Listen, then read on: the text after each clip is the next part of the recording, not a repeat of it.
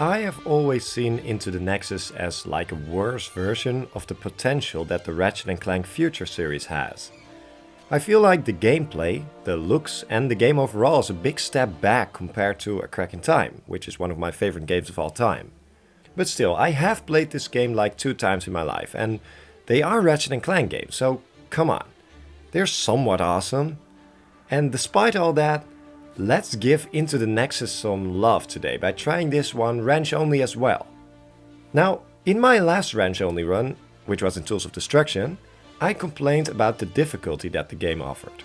The game was too easy most of the time, but also annoying because of dumb roadblocks. Now, all that has evened out with trying this run. Because, and I kid you not, this run it's awful. There's no ways going about it. And with awful, I mean awfully difficult. The run is fun most times, but this run gets so difficult that there are many spots in the game where I just wanted to give up. And that's special, since this is kind of a short Ratchet and Clank game. I know I made it hard on myself by trying this on Legend difficulty, but where's the fun in trying this on a lower difficulty, right? Yeah, so this is my attempt of answering the question: can you beat Ratchet and Clank Into the Nexus on Legend difficulty with only the wrench? Apparently Ratchet and Clank have taken some kind of job of moving criminals on a ship called Nebulok 7.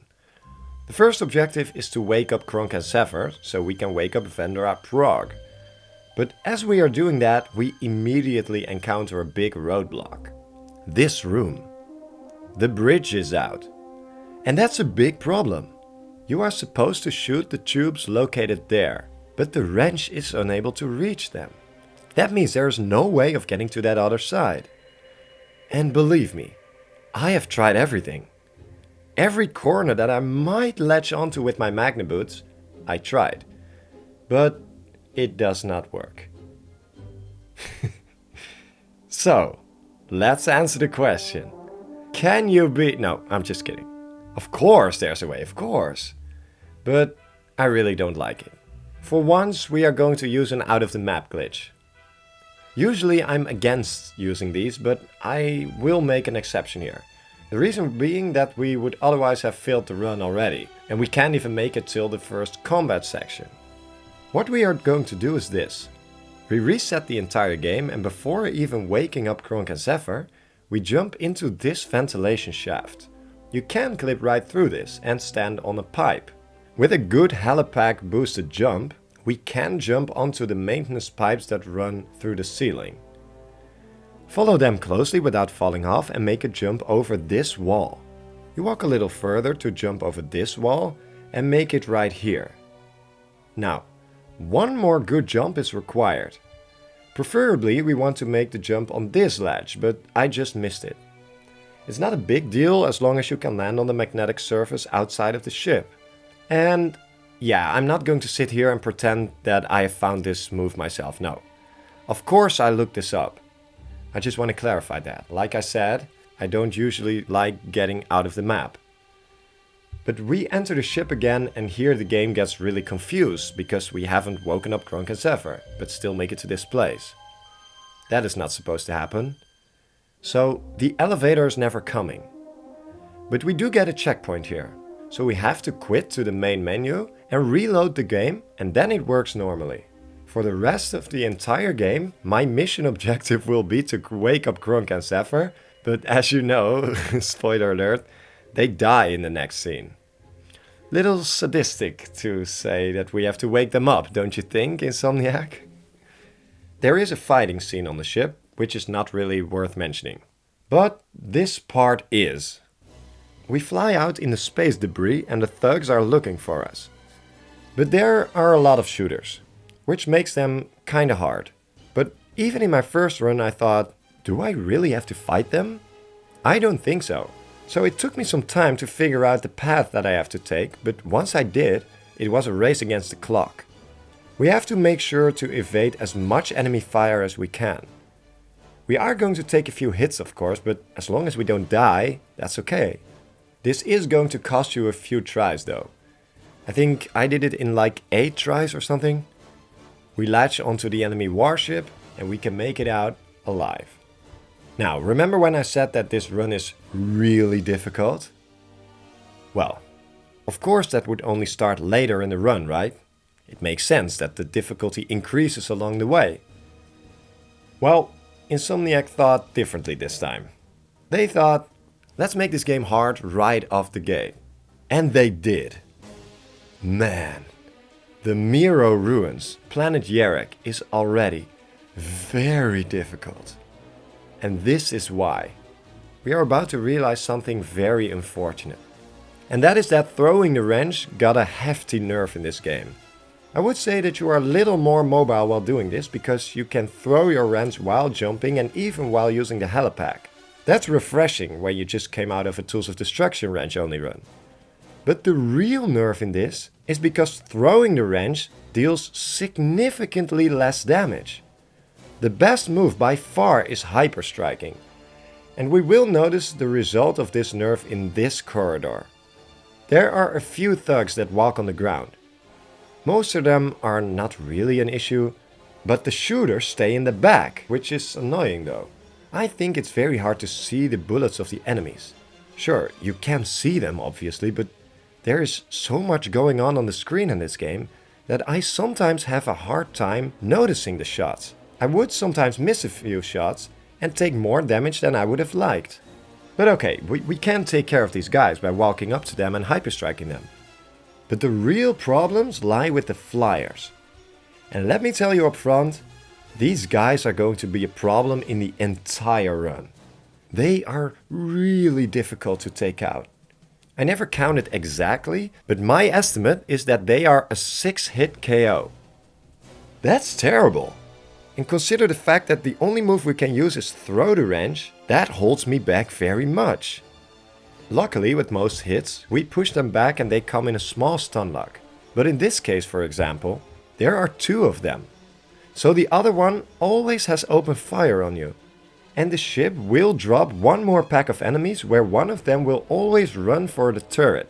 If you get unlucky or you get too much to the back of the corridor right here, this pack will spawn in early while you are still defeating the flyers, and you have to account for that turret as well. This is level 2, and I already got stuck here for, what, 45 minutes? Luckily there are 2 health boxes here. And if you are able to collect them both, you can sustain 1 more hit. But don't risk that. If you make the health boxes a priority, you will likely not notice some of the enemy shots, and you will get hit. Because what is really annoying is that on legend difficulty, enemies can lead shots, or at least I think they can. That means that when you are running or jumping to the right, the enemy will notice this and will shoot in your walk.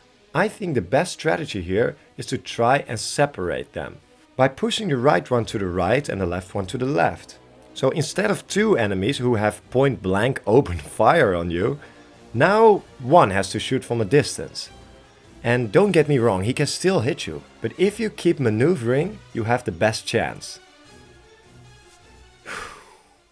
After that, the game wants me to shoot this metal with the turret. And there's no way around that. There are few times where the game needs me to do this, but I don't consider that run over until I have to kill enemies with it. So we finally got out of this, but we can catch a break, right? Well, yes, but it's a very short one. As we progress, I found a way to take care of these guys. Trap them into my graph rail, which I found funny. But now this part is a problem. There are multiple enemy drops of enemies coming here. Again, the shooters form somewhat of a problem, but they are really not that difficult. The reason being that they mostly team up on me and one hyperstrike mostly deals damage to them all. But in the last wave, flyers are coming as well. And although I just mentioned that they can be a pain, I found another problem here. In most levels, these flyers fly up to a location above a ravine. So I can hit them with a wrench throw, but I cannot stand close to them. And when I hit them, I keep pushing them back even further. Couple of other things to note here is that when you wait a while, the flyers will reposition back to give or take their original position. So when I push them back too far, I have to wait till they make it back.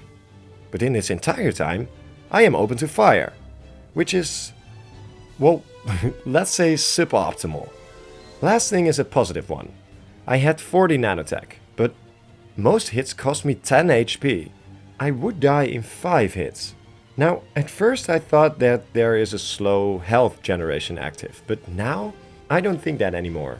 I think that there is somewhere in this level 1 or 2 pieces of nanotech hidden. That means that when I have, let's say 30 nanotech, when I get 1 hit point extra, I can withstand 3 shots without dying, which helps. But I only got past this level 10 tries after my experience maxed out, which brought me to 50 HP.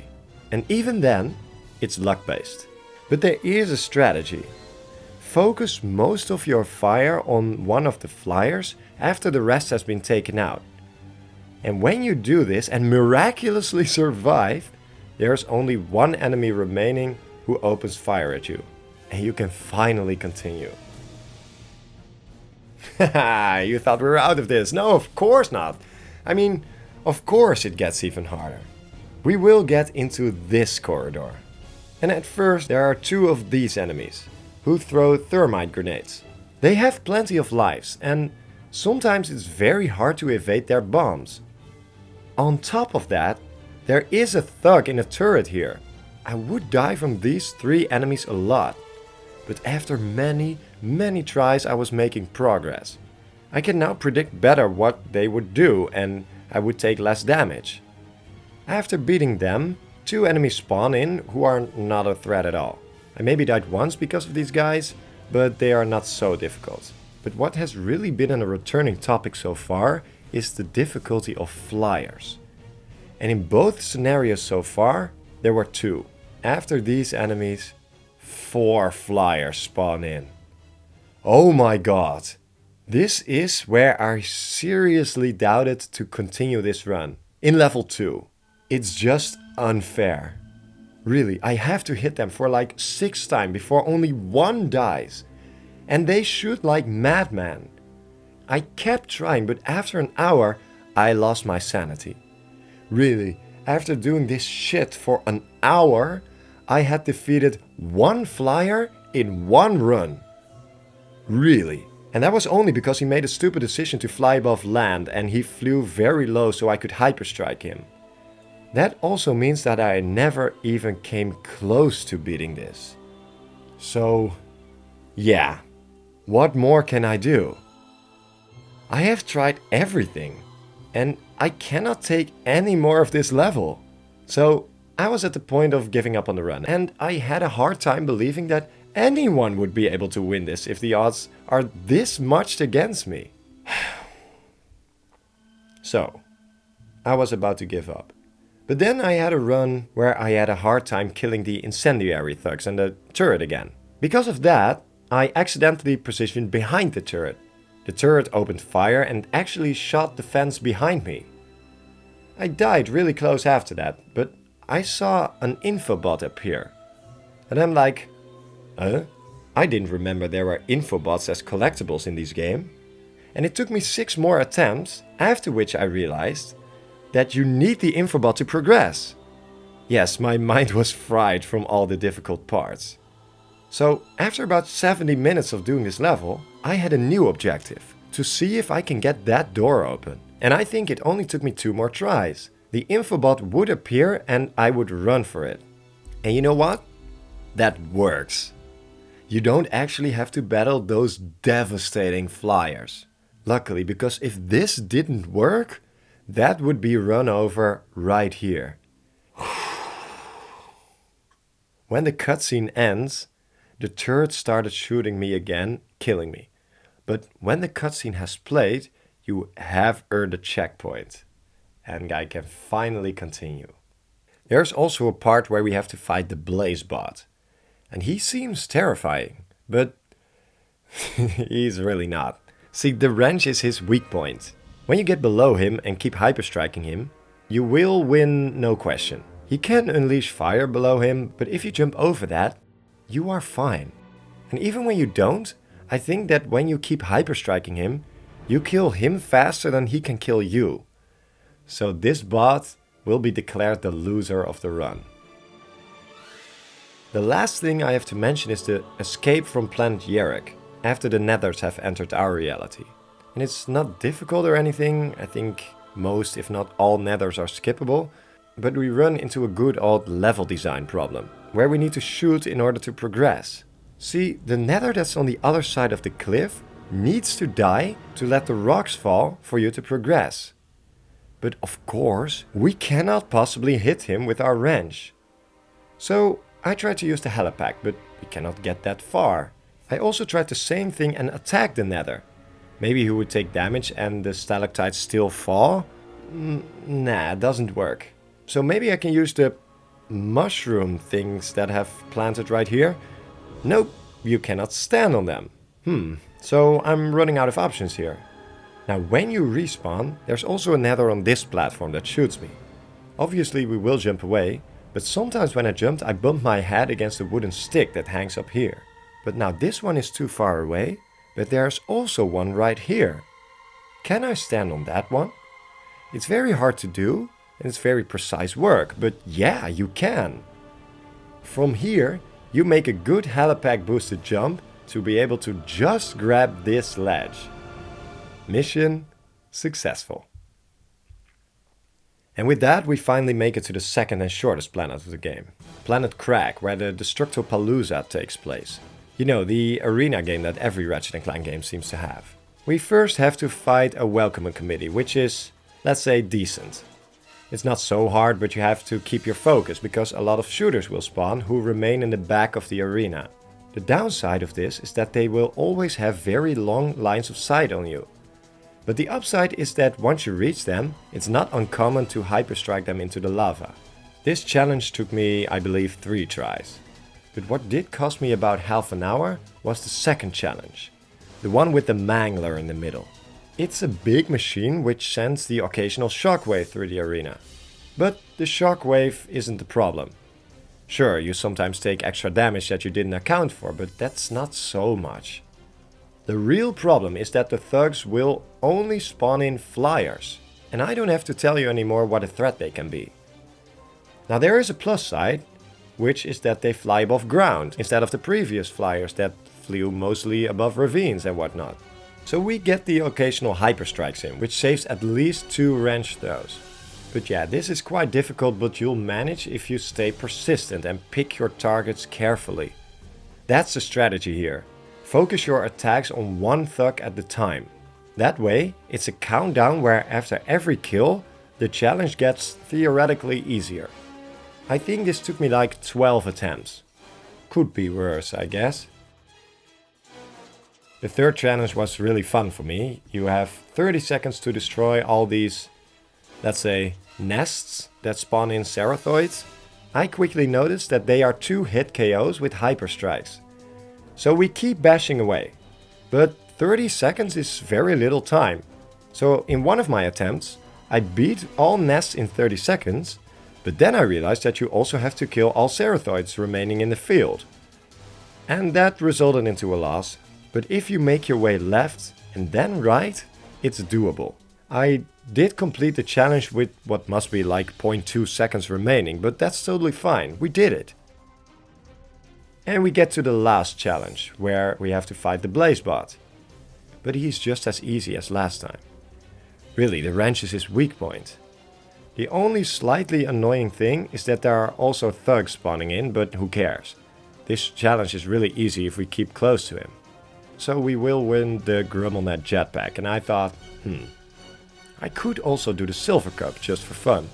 But in what, like the second challenge? We have to fight a harder version of the Mangler. But the machine got an upgrade this time, with rotating lasers. I tried this for like 20 minutes, but this was really difficult and I was not able to beat it. But since this is optional anyway, I just skipped it. And good thing I did, because I have to save my strength. Why? because the game is about to get ungodly difficult. And I mean that. My problems on the next planet, planet Psylox, might be indescribable. But I'm going to try anyway. Here we go. The first part of this world is mostly exploring and doing easy puzzles.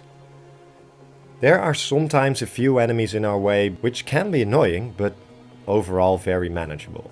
The real fun begins when we make it right here. All thugs have been alarmed by our presence and will attack us. And you can beat them. Just know that you are going to take many hits in the process. The annoying parts are the flyers again, who always fly above a ravine here. But after a few tries I realized that we don't actually have to battle these guys at all, so we run past them. You will get some damage, but if you keep moving to the left or right, the damage is sustainable. After 2 corners there is an incendiary enemy here, and he is in our way. And by that I mean he is on a platform where I also have to stand on. You absolutely can beat this guy, but the flyers and shooters are going to mess things up for you. But after dying a few times here I figured, wait, this guy is in our way, but does he need to die? It doesn't look like that's the case. What if I just jumped on the platform and then jumped past him? And that's the golden ticket. Just run past him and ignore the enemies. Once you make it on the platform right here, they will ignore you as well. We do some plot stuff and then we make it right here. Oh my god. I still have nightmares from this platform. A few spawns of enemies will occur, which is fine. They are not so hard to beat them with hyper strikes. But sometimes I would get hit, which is okay, right? There's 1 health box here. But I figured something out that is, I don't know, I think like an oversight of the developers. I noticed that sometimes I was able to restore some lives, but sometimes not. The health box and the nanotech inside was just gone. Now why is that? After you beat the second spawn of enemies, small one-hit KO droids spawn in. But the spawn of one specific droid is exactly on the health box. So when this droid spawns in, the health box breaks. But like in every other Ratchet and Clank game, the nanotech will remain on the ground, right? No, it doesn't. Once the health box has been opened, the nanotech will stay there for what must be like 20 seconds, and then it just despawns. And that's very bad actually, because we will need these lives later. And it did cost me many tries to figure out that these droids break the health box every time consistently. Because for a very long time I thought it was my own undoing. So I tried to keep this in check by positioning my back to the health box and hyperstrike the enemies. They would get pushed back in the opposite direction of the health box most of the time. But if they kept away from the health box, it was unable to break, right? But the health box still kept breaking. Until I finally understood what was going on, in that the small droid kept breaking it. And this sucks because you might have already seen it in the gameplay. After 4 more enemy spawns, there is 1 more. A lost spawn with 3 flyers. And let me tell you, they are incredibly difficult on Legend difficulty. Of course they shoot like crazies. But the main problem again is that they are above a ravine. That means that I can only hit them with wrench throws. Which, I will state again, cost me 6 hits to take out. And with most hits you push them back. And you have to wait for a while till they make it back to a reachable distance. And this entire time you are open to fire. I kept trying this over and over and over and over, and I never even came close once. This does not work. I take way too much damage. If I could benefit from the health box that was here before, I would have a slightly higher chance, but nope. Thanks to 1 small droid, I don't. So yeah, I was not able to do this. And I think I'm almost out of options. I had also spent like 10 minutes on trying to make jumps that would skip the platform, but I wasn't able to find any. The only option that I have left is to get more health. And you need at least 80. But that means that you have to grind a Ratchet and Clank game. What? That sounds insane. I've been at this for a while now and I knew that if I wanted to continue, this was the only way. But grinding a Ratchet and Clank game for more health? I'm not doing that, right? That's just insane. How long will it take to get from 60 to 80 health? Like a little under 3 hours? Yeah. That's how long it took. I actually did that. I can say that I have grinded a Ratchet and Clank game for nearly 3 hours. During this time, I tried to win every attempt, but I was never successful. I think the closest I've been at this point is that I had defeated one shooter and came really close to beating the second. This grind was really bad. The simple reason for that being that if I were to spend 3 hours on this, there was no guarantee that would be a run changer. No, in fact, it would only mean that I had a slightly higher chance, and I would still have a near perfect run if I were able to pull this off on Legend difficulty. But I did it, and now I'm on 80 health. Now what?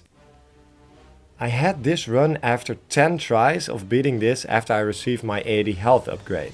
I beat the first 4 enemy spawns easily, like 90% of my other attempts. This time, starting the battle with the flyers with full health. I kept on dodging and desperately tried to initiate my developed strategy. And the strategy is this. I hit them all so they all get into short stun locks. And I have a purpose when some of them are pushed back. But if I get a chance by trapping them against a crate or something, I make them a priority. That means I can inflict more damage while not being pushed back. And wouldn't you know, for the first time in 3 hours, I did it. I killed the 3 shooters with 6 health remaining. Oh my god, finally. But what is that? No! After finally killing the flyers, a gunship spawns in and this boss fight is triggered. And with 6 health remaining, I would die on his 3rd attack. The devastating part is that I did try to reach him with a wrench, but I wasn't able to. I'm sure that you can inflict damage with jumping forward, throwing the wrench and landing on the platform. But this entire time, you are open to fire. And let's not forget that you can easily fall off, resulting into a reset back to the first wave of enemies. And be aware that I got very lucky to even get here on Legend difficulty. Okay, after doing 3 hours of the same shit, but still. Even when I were to reach that ship again, there is no way that I can defeat it without taking a single hit and not falling off while you have to throw your wrench for what I believe to be 100 times. And I'm not kidding about that. So, yeah. I'm sorry, but I guess we're answering the question for real this time. Can you beat Ratchet and Clank Into the Nexus on Legend difficulty while only using the wrench? I've tried so hard, but unfortunately, no. You cannot. And maybe there's someone now that thinks, you are not able to beat it, but maybe I can. Please, by all means, try this yourself sometime. I have a hard time believing that anyone would be able to beat this with only the wrench. So, no. I'm very confident in saying that this roadblock cost us the run. But don't feel bad, because there will even be more parts who are not doable with only the wrench.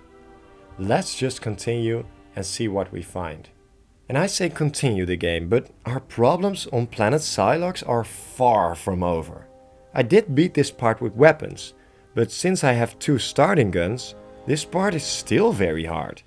I mean, yes, I did beat the gunship on my 2nd try, but you still need to pay attention.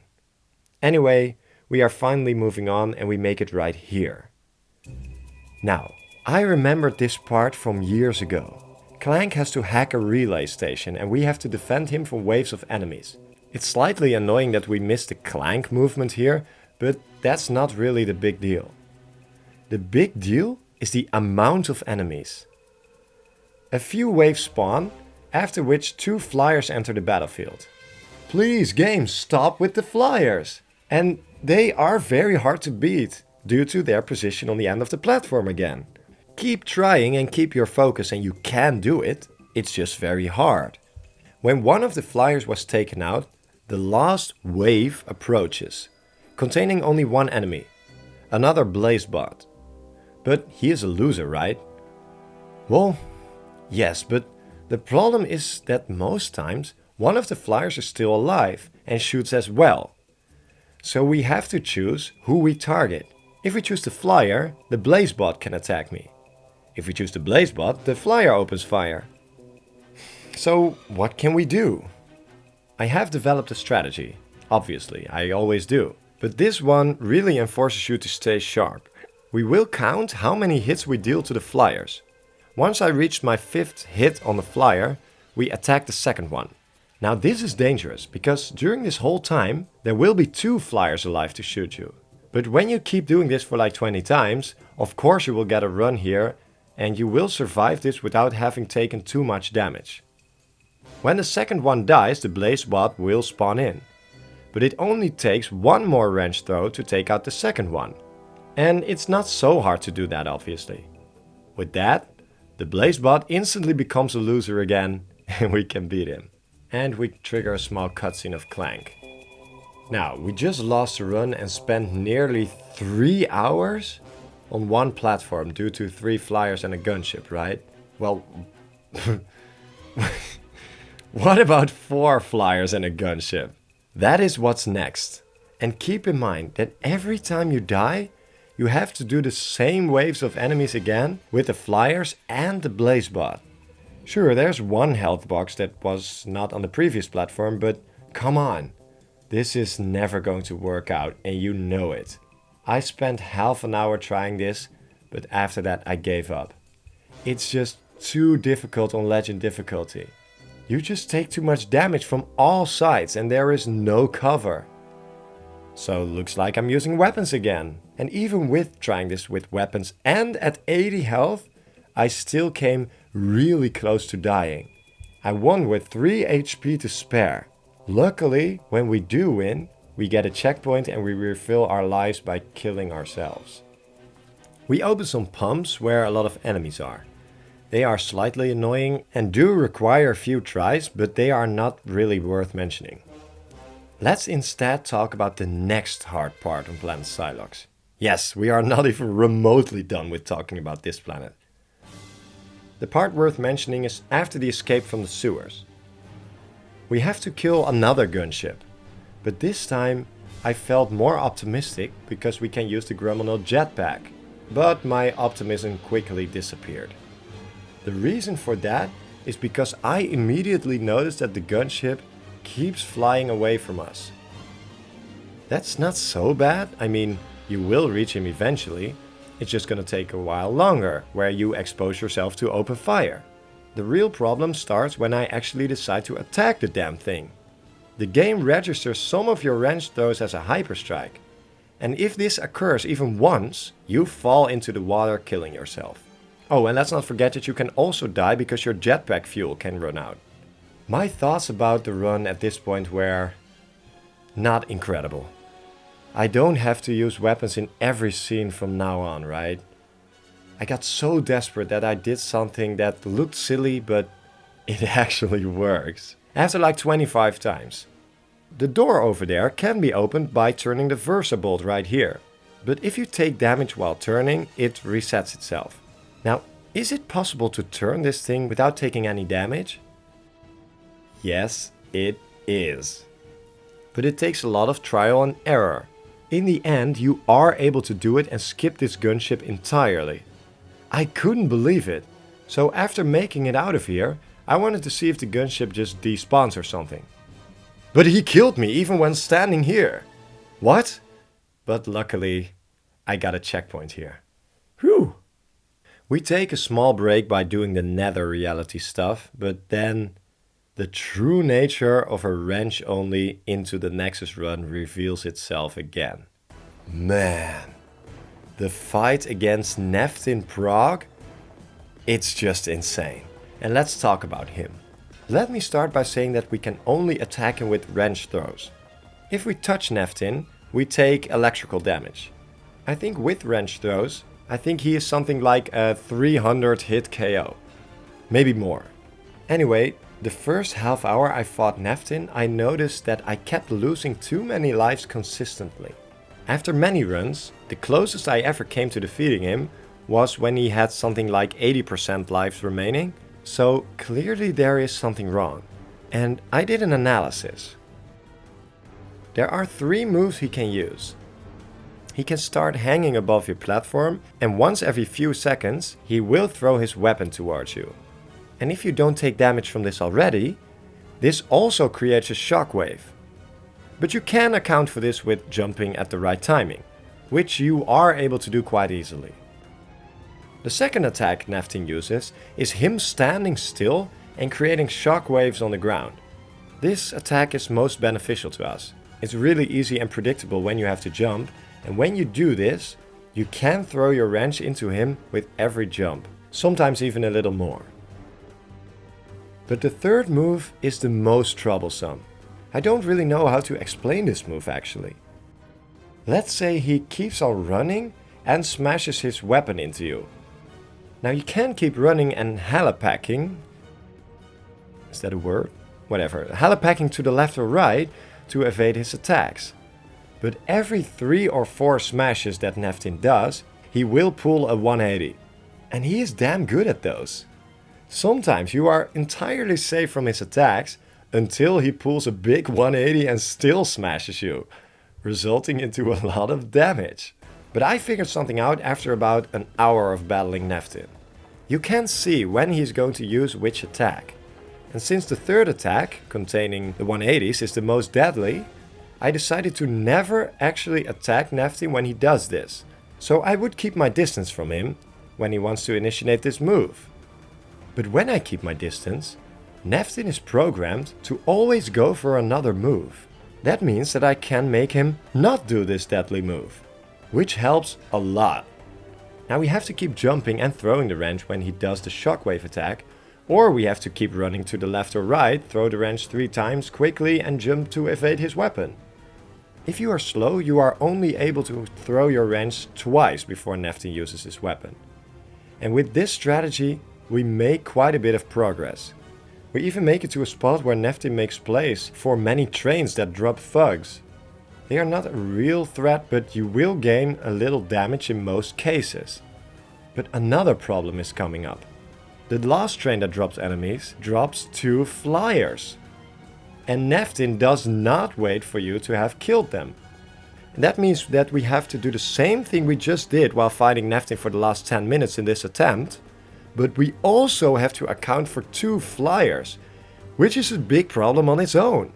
I did make it to this part multiple times, and every attempt takes like 10 minutes to get here.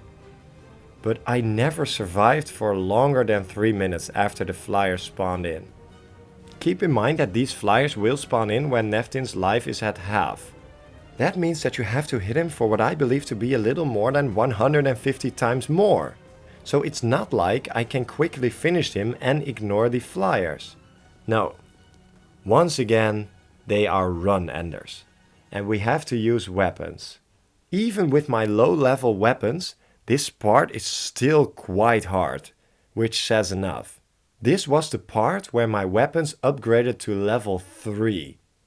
And that's when you know that a challenge has failed big time. But okay. We finally defeat Naftin after spending over 2 hours here. There is one more minor thing to mention on planet Psylox. The nether spawn in again and we have to escape. Most enemies are skippable until you make it to this place again, where Clank hacked the relay station. Here you have to kill a few nethers. That is a bit frustrating since they can teleport around the map. They are not difficult, but they take some time. What I have to mention is when a flying nether approaches. We have to take him out to end the level. He does nothing most of the time, but after a few seconds he will charge his shot. And if you get hit by this, it costs you half of your lives. So he is quite deadly. But the fence that is located on the right here is indestructible. So what I would do is throw my wrench 5 times, then hide behind the fence so he cannot possibly do damage to me. He is like a 50 to 60 hit KO with wrench throws, so this will take some time. But the reward is great. Getting to leave this god-forsaken planet. Oh, finally.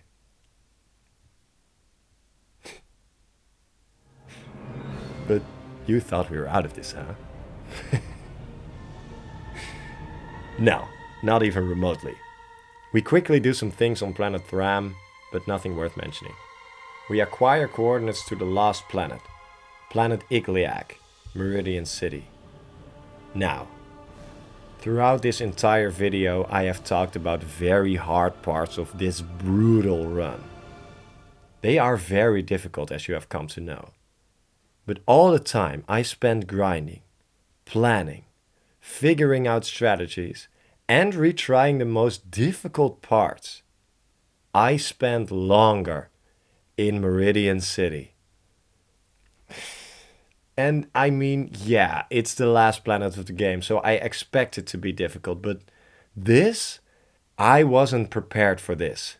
This part is on another level of difficult when trying to beat this with only the wrench on legend difficulty. And let's get over why, because this video is getting already way too long.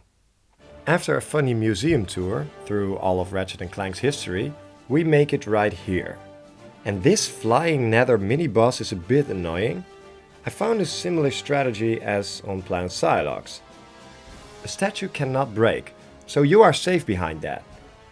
It cost me 4 tries to do this though. That is because in my first run I made a few mistakes and died. But in my second and third run he randomly decided to pick another position, or shoot twice in 2 seconds instead of firing once per 8 to 10 seconds. This caught me off guard and it took me out.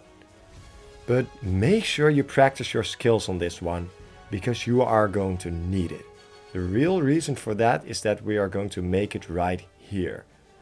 And this is troublesome. We have only one more thing to do before the ending boss. And that is to take out 4 nether brutes.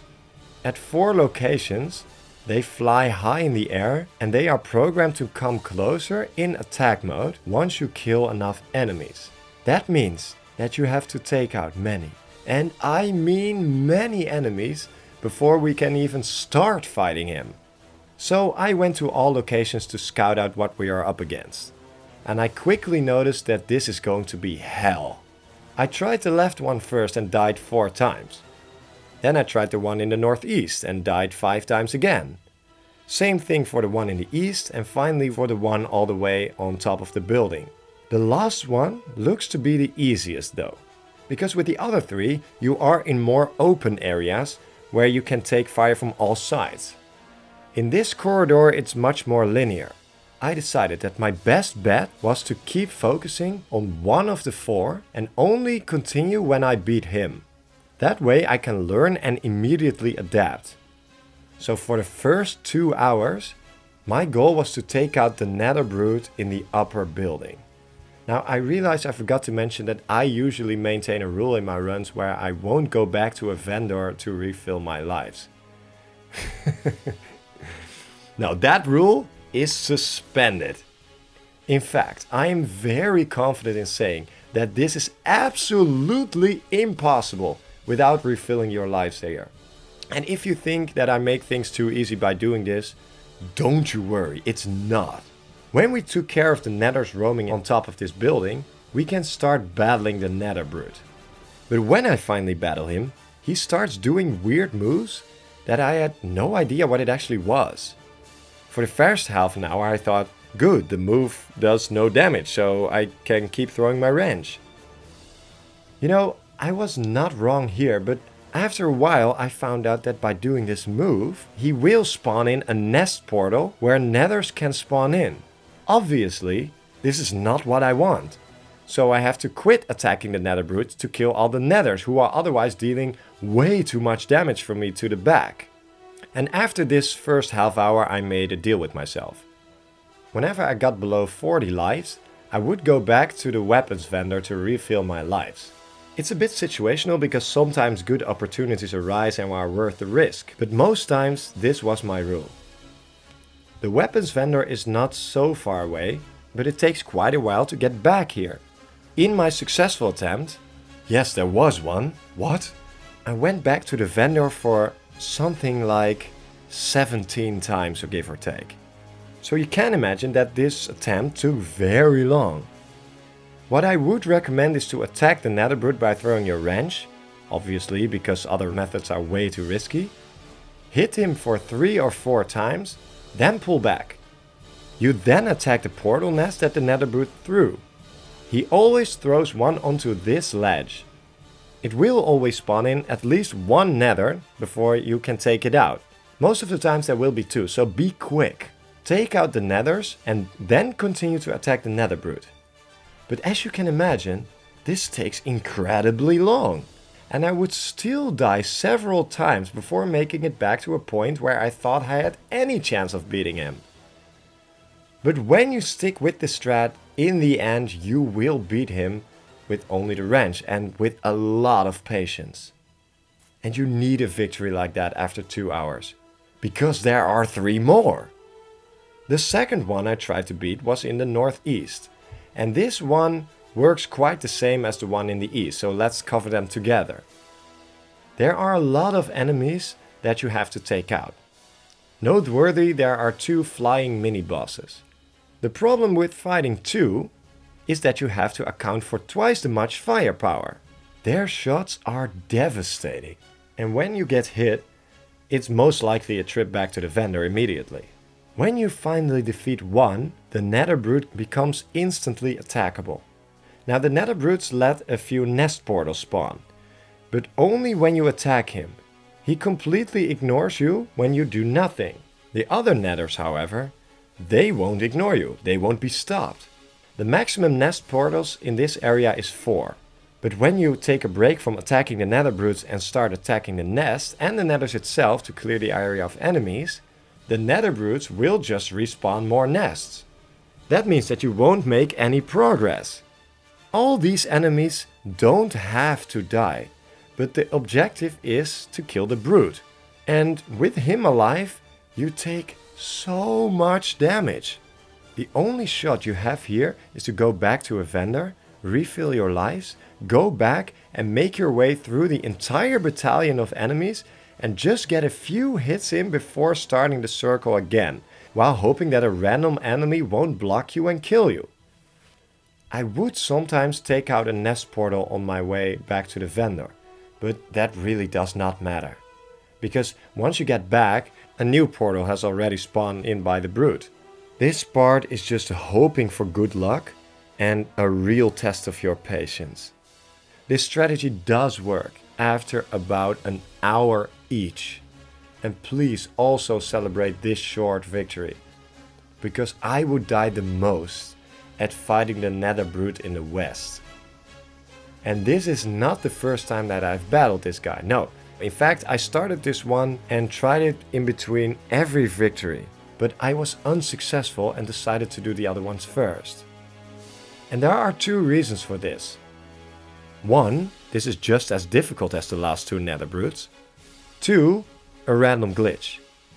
And this glitch might be the worst of the 2. See, before the nether brute is attackable and we focus on the regular enemies, we try our best by hyperstriking them. Even the flying mini-bosses who fly above solid ground for a change. So I can in fact hyperstrike them. But when I do, they would sometimes get pushed away. And this is no slight push backwards. No, they would fly away to the next surface, which is the flats around this level. They would clip into the building and they are stuck there. But you have to defeat him before the nether brute can be attacked. So if this happens, it basically means that you have to die, or at the very least start again. But you could think, just use the wrench throw tactics. Well, yes, but of course we are going to use hyperstrikes on the other nethers, it's the most practical. And when you do, and a flyer is randomly close to you, he can still take the hit and get pushed back. This part is not fun anymore. After an hour I had a run where I killed the enemies so I can start attacking the nether brute. But he did not come closer. The game basically stopped working. So I reset. And that meant I had given up on a decent run of killing the enemies. So I did it all again. Just to figure out that he still did not come closer. And I could not do anything. I even checked outside of the entire platform just to see if I had not made a mistake by accidentally clipping an enemy through the wall. But no. So I shot him once and that triggered him. So yeah, that cost us another bullet. Anyway, we used the same strategy as before. That is, run back to a vendor as much as possible and only focus your fire on the brute. It's very difficult, but we already did it for 3 times before, so we are going to do it with this one as well.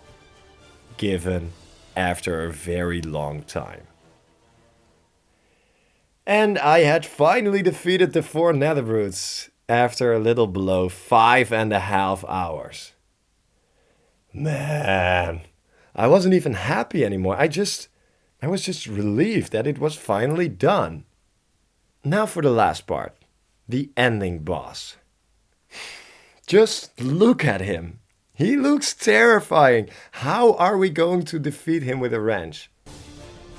Well, just hit him, I suppose? Yes, but he is flying, so again, the only thing we can do is throw the wrench. He will sometimes use an attack where his arm gets stuck on the ground and you can hyperstrike that. Otherwise, it's only wrench throws. But the real problem is his health. And what I'm going to say now sounds like I'm exaggerating, but I'm dead serious. I think this guy is more than 1,000 hit KO with the wrench. 1,000! That's beyond terrible. So not only can we not deal so much damage, he does quite a bit of damage himself. Add this together and this fight is horrible. Have you guys ever seen the short film The Horribly Slow Murder with the Extremely Inefficient Weapon? It's this movie about a maniac that is about to kill a man by slapping him with a spoon so many times until he finally dies. It's really funny, but when you are the one holding the metaphorical spoon against a giant space monster, it's suddenly not so fun anymore. But yeah, this fight is basically the same as that movie. The only positive thing I have to say about this battle is that there will sometimes spawn a health box on this platform. And since we are going to spend a long time here, that will happen a few times per run. His attacks are not so hard to evade. So after retrying over and over and over and over, I finally figured out ways to gain very little damage. These are not strategies per se, but more like timings and knowing what it looks like when he starts doing a certain attack. If you know this, you can prepare for this a lot better, of course. And with knowing this, I would get further and further. After a while, I realized that if I can keep this up and I would maintain my focus, I can do this. I even triggered a checkpoint, which I forgot was here. Clank enters a portal and we can save Vendra.